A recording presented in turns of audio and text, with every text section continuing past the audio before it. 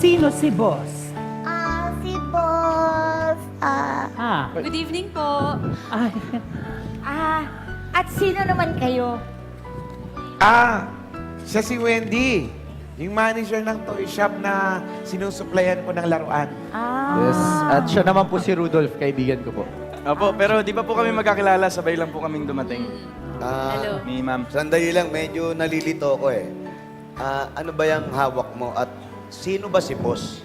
Ganito po kasi yan. Si boss ang may-ari ng toy shop na minamanage ko. Nung pumunta sila, itong dalawang makulit na ito, nabasag nila ang parol ng buhay na nakasabit doon. Nasa parol na yun ang 12 simbolo ng Pasko. Kaya, para mabuo uli yun, kailangan tumulong sila sa kapwa nila. Yes! Nabuo din!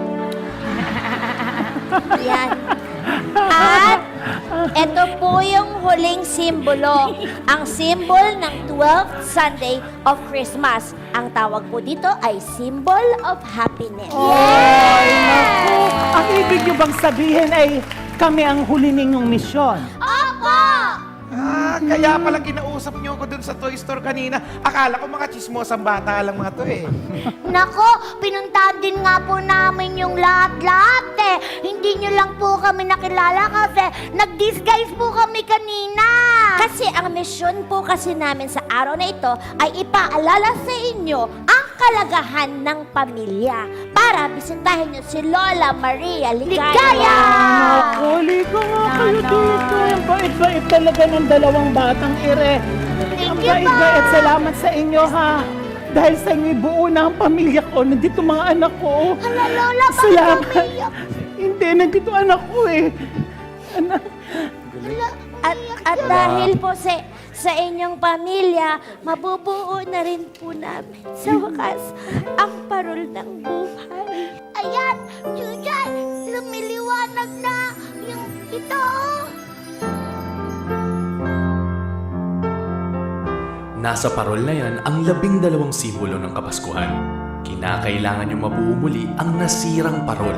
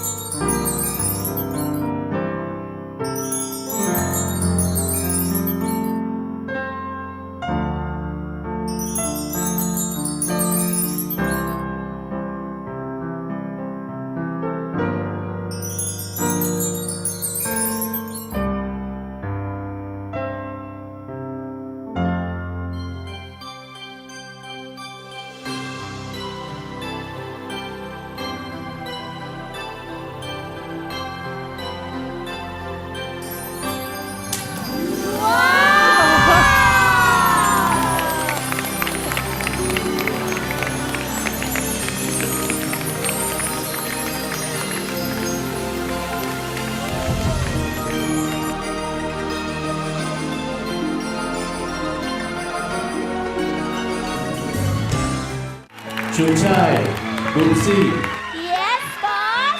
congratulations sa inyo. Successful ang inyong misyon sa Pasko. Buo na muli ang parol ng buhay. Boss!